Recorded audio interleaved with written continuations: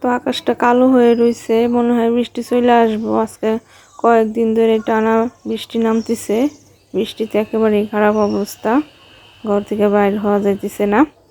তো আসসালামু আলাইকুম, সবাই কেমন আছেন? আশা করি যে যেখানে আছেন ভালো আছেন, সুস্থ আছেন। আমিও ভালো আছি। তো সবাইকে জানাই স্বাগতম আমার ছোট্ট পরিবারে।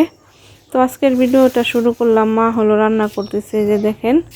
তো মা হলো আজকে দুধ কচু দিয়ে আর পটল দিয়ে নলা মাছ দিয়ে রান্না করব, আর হলো কাঁঠালের বিচি ভর্তা আর পেঁপে ভর্তা করব। তো এই যে দেখেন তরকারি কাটা শেষ, এখন হলো কাঁঠালের বিচি বাছতেছে। এই যে দেখেন, এই যে প্রথমে মাছগুলো হলো ভাইজে নিব হালকা করে।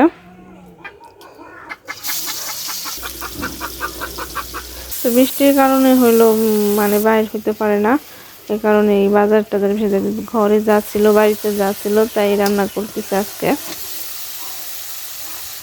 তো এই যে দেখেন, তো সাথেই থাকেন, দেখতে থাকেন আমার ভিডিওটা। ইনশাআল্লাহ দেখতে দেখতে অবশ্যই আপনাদের সবার কাছে ভালো লাগবো, আর ভালো লাগলেই সামনের দিকে আগাইতে পারবো। আর আপনারা যারা আমার সাপোর্ট করছেন তাদেরকে জানাই অসংখ্য ধন্যবাদ, আর যারা সাপোর্ট করেন নাই তাদেরকেও ধন্যবাদ। কারণ দেখতে থাকেন ভিডিও, দেখতে দেখতে অবশ্যই ভালো লাগবো, আর ভালো লাগলে একদিন সাপোর্ট করবেন। তো আমরা যারা নতুন আছি তারা আমরা সবাই সাপোর্ট করব, পাশে থাকবো। তো আপনারা যারা আমার সাপোর্ট করছেন অবশ্যই আমার কমেন্টের মাধ্যমে জানাবেন, আমিও আপনাদের সাথে সাথে সাপোর্ট করে আসবো ইনশাল্লাহ। তো এই যে দেখেন মার তরকারি রান্না করা শেষ। এই যে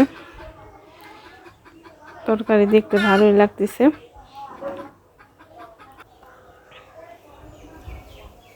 তো এই যে দেখেন আব্বা হলো এই দুইটা কিনে আনলো হাটে থেকে, একটা বালতি আর একটা কলসি। এই যে দেখেন,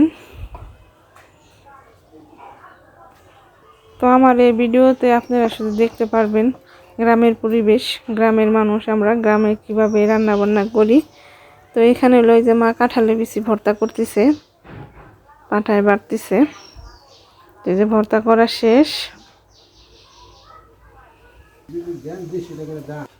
তো এখন হলো খাইতে বসলাম, আব্বা হলো খাইতে বসছে যে হাটে থেকে এসে। তো আমি আর মাও বসে গেছি।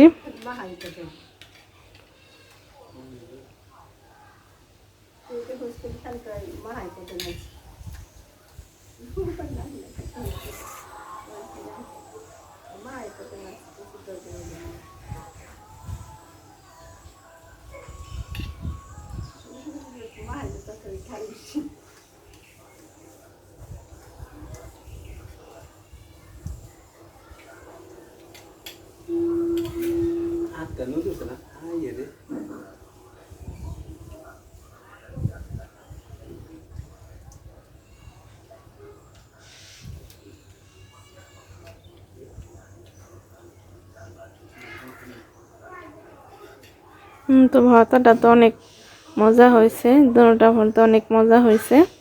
তো আজকে রান্না বেশি কিছু রান্না করে নাই, শুধু কাঁঠালের ভর্তা, পেঁপে ভর্তা আর হলো নওলা মাছ দিয়ে একটা তরকারি রান্না করছে। তো ভালোই হয়েছে খাইতে। তো এখন হলো তরকারি খাবো, দেখি তরকারিটা কেমন হয়েছে।